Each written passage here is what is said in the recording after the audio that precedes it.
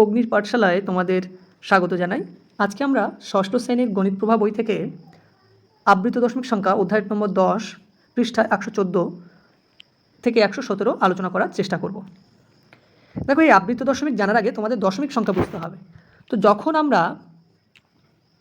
যখন আমাদের এই ভেতরের অংশকে কী বলি? ভাজ্য। ভাগ করার সময় ভেতরটাকে বলি ভাজ্য। যাকে ভাগ করছি সেটা হচ্ছে ভাজ্য, বাইরে হচ্ছে ভাজক আর উপরে ভাগফল। তো যখন ভেতরের ভাজ্য ভাজকের থেকে ছোট হয়ে যায়, ভাজ্যর থেকে কে বড় হবে? ভাজক। ভাজ্য থেকে ভাজক বড়। যখন ভাজ্যর থেকে ভাজক বড় হয়ে যায় তখন কিন্তু আমাদের দশমিক নিয়ে আসার প্রয়োজন হয়। যেমন দেখো, আমি যদি 5 দিয়ে কাকে ভাগ করবো? 3কে। দেখো, আমার ভেতরের অংশ থেকে বাইরের অংশ বড়, তাহলে ভাজক যখন বড় হয়ে যাচ্ছে তখন দশমিকের প্রয়োজন হয়। কেমনভাবে প্রয়োজন হয়? দেখো, 3 ছোটো, তাহলে 5, এখানে আমরা কী লিখি? ভাগফল লিখি। তো 3 টাকার মধ্যে 5 টাকা কি একবার আছে? নেই। 5 একে 5 নেই। তো তাহলে 5 0 0 প্রথমবারে কত দিয়ে ভাগ করতে হবে? 5 0 0। 5 দিয়ে যখন ভাগ করছি ভাগফলে 0 লিখলাম, আর 5 0 0 অর্থাৎ নামতা পড়ে এখানে বসালাম। 3 টাকার থেকে 0 টাকা বিয়োগ করলে সেই 3 টাকাই থাকে। কিন্তু এখনও তোমাকে ভাগ করতে হবে। তাহলে এবার তোমাকে দশমিক মন্ত্র নিতে হবে। দশমিক, এই যে একটা ফোঁটা দিলাম, এই ফোঁটাটার নাম হচ্ছে দশমিক। এই দশমিক মন্ত্রর মানে হলো যে তুমি একবার দশমিক নিলে প্রত্যেকবারে একটি করে শূন্য নিতে পারবে, প্রতিবারে একটি করে শূন্য নিতে পারবে। তাহলে 5 এখন হয়ে গেল 30। নিশ্চয়ই 30 টাকার মধ্যে 5 টাকা দামের লাড্ডু তুমি কিনতেই পারো। কটা লাড্ডু কিনতে পারবে? 5 6 30। তাহলে কিন্তু দেখা যাচ্ছে তুমি 0.6, 3কে ভাগ করলে আমরা ভাগ করলে কত পেলাম? 0.6। এই হলো আমাদের দশমিক ভাগ। এইভাবে দশমিক ভাগটাকে আমাদের করতে হবে। এবার আমরা আসবো 115 পেজে। দেখো, এখানে বলেছে, এখানে দুটো গুরুত্বপূর্ণ কনসেপ্ট তোমাদের আলোচনা করেছে যে দশমিক সংখ্যা তো আমরা ভাগগুলো করার পরে পাবো। এবার এই ভাগগুলোর পরে অনেক ক্ষেত্রে দেখা যাচ্ছে যে দশমিক সংখ্যা নির্দিষ্ট সংখ্যা পর্যন্ত আছে, আবার কোনো কোনো ক্ষেত্রে এই ভাগফল, দশমিক ভাগফল যেটা আমরা পাচ্ছি সেটা অসংখ্য। কখনো কখনো তো মিলবেই না, তুমি সারা জীবন চাইলে ভাগ করতে পারো। যেমন ধরো, 1কে আমরা 3 দিয়ে ভাগ করব, তাহলে 1 ছোটো, তাহলে 0 নিলাম, 3 0 0, বিয়োগ করলে 1 আবার নামলো। এবার ভাগ করতে চাই, তাহলে একটা দশমিক নেব, দশমিক নিলে একটা 0। 10কে 3 দিয়ে ভাগ করলে 3 3কে 9, 10 টাকার মধ্যে 3 টাকা কবার আছে? 3 বার, তাহলে 9 টাকা চলে গেলে 1 টাকা থাকে। এবার দশমিক নেওয়া আছে মানে প্রতিবার কিন্তু তোমার একটা করে 0 তুমি নিতে পারবে। ঠিক একইভাবে আবারও 3 বার, আবার বিয়োগ 3 থেকে 9, বিয়োগ করলে কত হবে? 1, বিয়োগ করলে আমাদের কত আসবে? বিয়োগ করলে আবার 1, দশমিক নেওয়া আছে মানে 0, তুমি আবারও 3 বার দিতে পারো। 3 থেকে 9 1, অর্থাৎ তুমি যতবার ভাগ করো না কেন তোমার কিন্তু এই 3 3 3 3 চলতেই থাকবে। তো এটা কিন্তু অসংখ্য পর্যন্ত।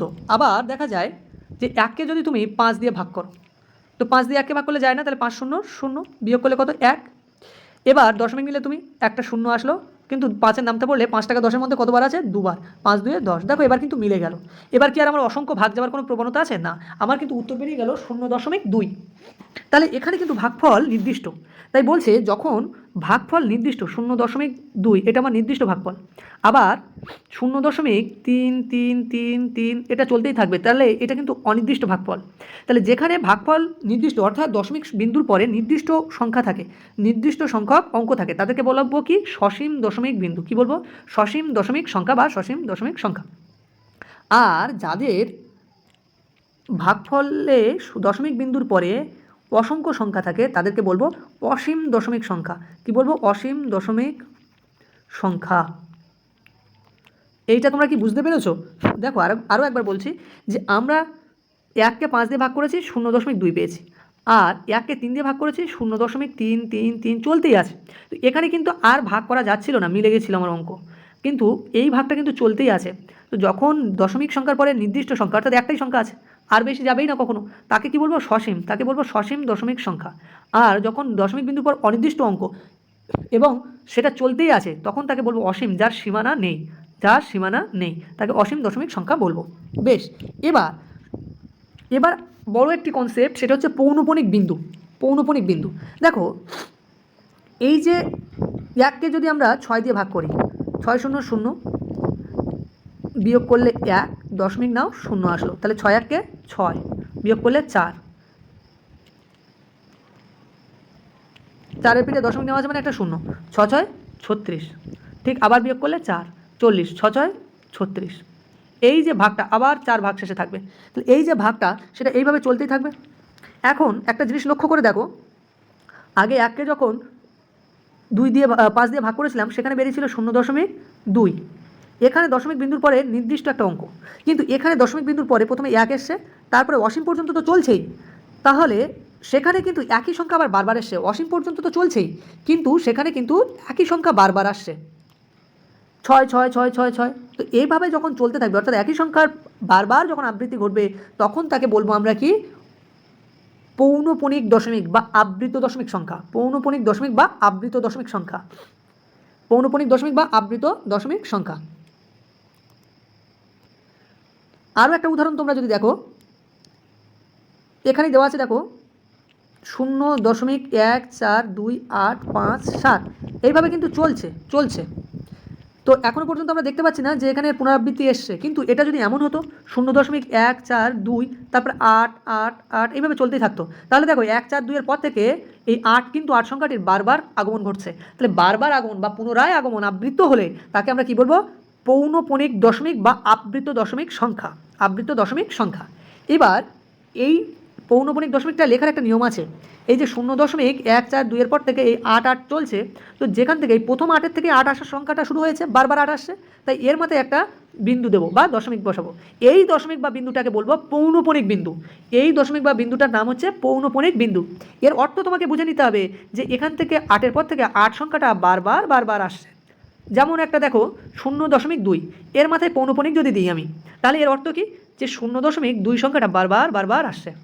বোঝা গেল? এবার একটা গুরুত্বপূর্ণ কথা এখানে লেখা আছে, দেখো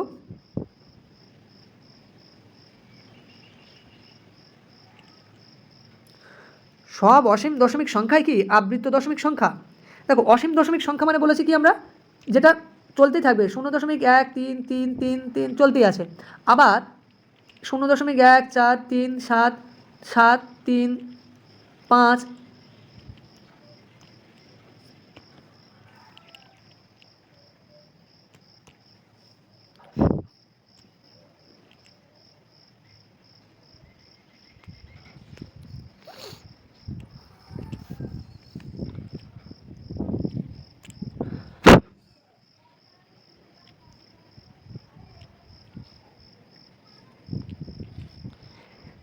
এখানে একটি খুব গুরুত্বপূর্ণ কনসেপ্ট দেখো, বলেছে সমস্ত অসীম দশমিক সংখ্যাই কি আবৃত দশমিক সংখ্যা।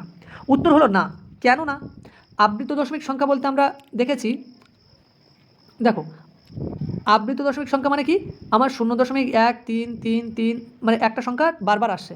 আবার অসীম দশমিক সংখ্যা মানে হচ্ছে যেটা সীমানা নেই, অর্থাৎ দশমিক বিন্দুর পর অসংখ্য সংখ্যা। প্রথমত কি অসীম দশমিক সংখ্যা হতে হবে, তারপরে তো আবৃত দশমিক সংখ্যা। তো আবৃত দশমিক সংখ্যা হলেই কি অসীম দশমিক সংখ্যা হলেই কি আবৃত দশমিক সংখ্যা হবে? না, কেন নয়?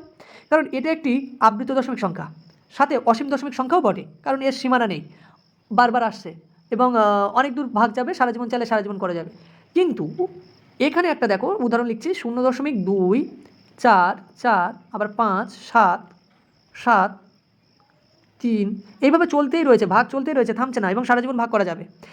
এবার এখানে দেখো তো কোনো সংখ্যা কি বারবার এসছে 4-এর পরে, তাহলে 2-2-এর পরে 4 4 এসছে, কিন্তু সেটাই কি কন্টিনিউ হয়েছে? না। আবার 5 এসছে, 7 দুবার এসছে, 3 এসছে, কিন্তু পরপর কিন্তু আসছে না। যদি অঙ্কটা হতো কেমন, 0.245 এই পর্যন্ত হলো, আবার 2 4 4 5, আবার 2 4 4 5, এইভাবে যদি ভাগ চলতে থাকতো, তখন কিন্তু আমরা বলতে পারতাম আবৃত দশমিক সংখ্যা। কিন্তু এটা অসীম দশমিক সংখ্যা তো বটে, তবে আবৃত দশমিক সংখ্যা নয়। কেন? কোনো সংখ্যা কিন্তু বারবার আসেনি। তাই আমরা বলবো যে, কি বলবো দেখো এখানে, যে বারবার সব অসীম দশমিক সংখ্যাই কি আবৃত দশমিক সংখ্যা? না। তাহলে আমাদের কিন্তু উত্তর হবে কি, না। আমাদের উত্তর হয়ে যাবে না, সমস্ত অসীম দশমিক সংখ্যা কিন্তু আবৃত দশমিক সংখ্যা নয়। এর পরবর্তীটা দেখো,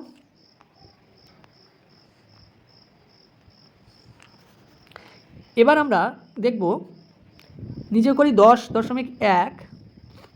এখানে বলেছে কয়েকটি ভাগ দেওয়া আছে, 1কে 3 দিয়ে ভাগ করো, 7কে 9 দিয়ে ভাগ করো, 1কে 6, 7কে 11, এইভাবে ভাগগুলো দেওয়া আছে।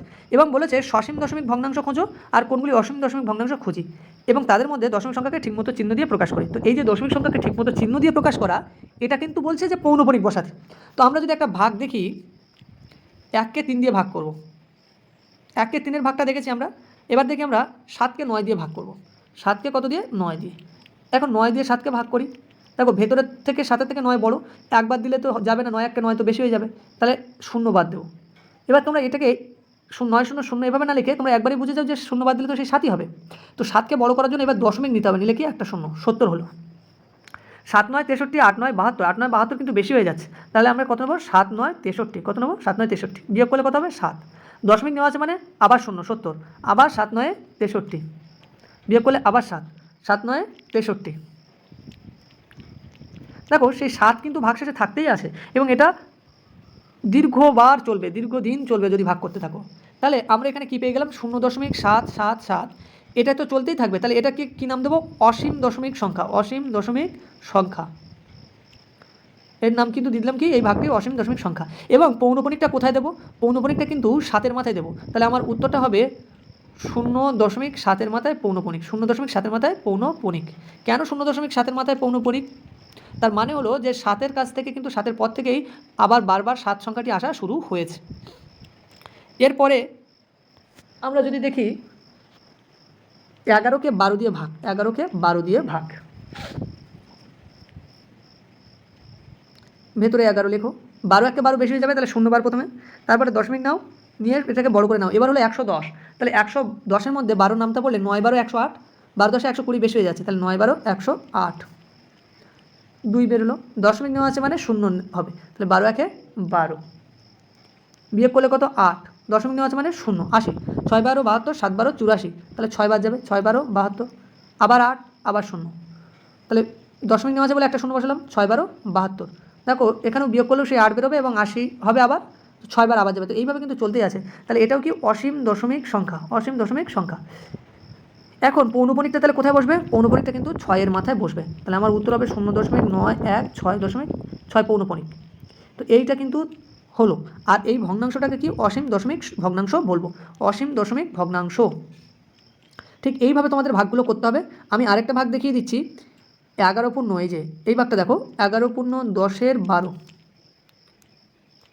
এই যে ভাগটা, এখানে আমাদের মিশ্র ভগ্নাংশ বলে এটাকে, নিচে যে 12 সেট তাকে বসিয়ে দাও, উপরের অঙ্ক লব তৈরি করার জন্য কী করবে? এটার সাথে এটা গুণ করলে হয় 132, আর তার সঙ্গে এটা যোগ 10, 142। তো এই 142-কে কত দিয়ে ভাগ করতে হবে? 12 দিয়ে, তাহলে 12 1 12, 14 টাকা থেকে 12 টাকা বিয়োগ করলে কত হবে? 2 টাকা, 2-এর পিঠে 2 নেমে গেল 22, 12 2 24 কিন্তু বেশি হয়ে গেল, তাহলে 12 1 12,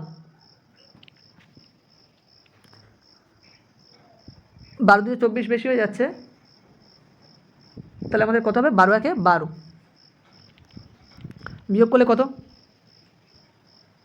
বিয়োগ করলে আমরা পেলাম 2 আর 2 মিলিয়ে 0, 10, 10-কে যদি এবার ভাগ করতে যাই, দশমিক নেবো, নিয়ে কি লিখবো? 0, তাহলে 8 12 96, এবার কত লিখবো? 8 12 96,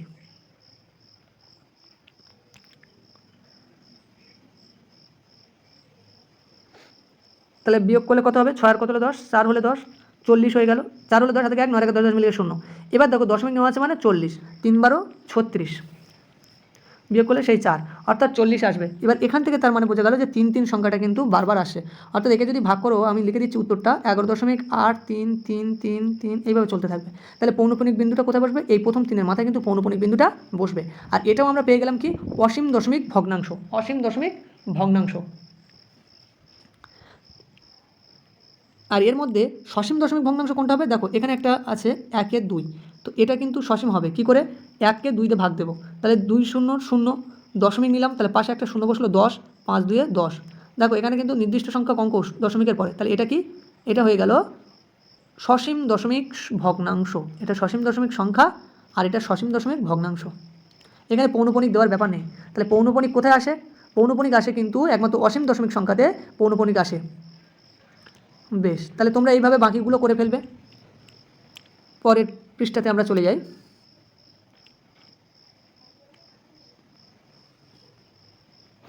দেখো এখানে দুটো আলাদা আলাদা কনসেপ্টের আবার দেখা যাচ্ছে প্রয়োগ হয়েছে। বলেছে এখানে, এই সবুজ ঘরটা ভালো করে দেখো, যেসব আবৃত দশমিক বিন্দুর পরেই শুরু হয় তাদের শুদ্ধ আবৃত দশমিক বলে, অর্থাৎ 0.333, এখানে দেখো দশমিক বিন্দুর পরেই এই 3 সংখ্যাটা পুনরায় আসা শুরু হয়েছে, তাই এর নাম দেবো কি? শুদ্ধ দশমিক, শুদ্ধ আবৃত দশমিক, আবৃত দশমিক সংখ্যা, শুদ্ধ আবৃত দশমিক বলে। আর যেখানে দশমিক বিন্দুর পরে শুরু না হয়ে অর্থাৎ 0.1 2 3 3 যদি এমন হয় বা 0.1 0.4 5 5 এভাবে চলতে শুরু করেছে, তাহলে দেখো দশমিক বিন্দুর পরে কিন্তু প্রথমে 4 গেছে আর 4 সংখ্যাটাই পুনরায় আবৃত্ত হয়নি, তারপরে 5 গেছে, সেই 5 সংখ্যাটা বারবার এসছে। এখানে দশমিক সংখ্যার পরে 1 আর 2 ভাগ যাওয়ার পরে 3 সংখ্যাটি বারবার এসছে, তাহলে এদেরকে বলবো মিশ্র, এদেরকে কি বলবো? মিশ্র আবৃত্ত দশমিক, মিশ্র আবৃত্ত দশমিক বিন্দু বা সংখ্যা, মিশ্র আবৃত্ত দশমিক সংখ্যা, মিশ্র আবৃত্ত দশমিক সংখ্যা কিন্তু এদেরকে বলবো। তাহলে এই দুটো কনসেপ্ট আমরা শিখে গেলাম। এবার আমাদের কি করতে হবে? আমরা নিচের দেখো নিচে যে আমাদের ভাগগুলো দেওয়া আছে 5 6 34 510, এই ভাগগুলো করতে হবে এবং এদের মধ্যে কোনগুলো শুদ্ধ আর কোনগুলো মিশ্র সেগুলোকে আমাদেরকে বের করতে হবে। তো আমরা একটা ভাগ করার চেষ্টা করি। 34-এ তোমাদের বড় ভাগটা করে দিচ্ছি, 34-এর 510, তার মানে হচ্ছে 34কে কত দিয়ে ভাগ? 510 দিয়ে ভাগ, 510 দিয়ে 34কে ভাগ করব, 34কে 510 দিয়ে ভাগ করব।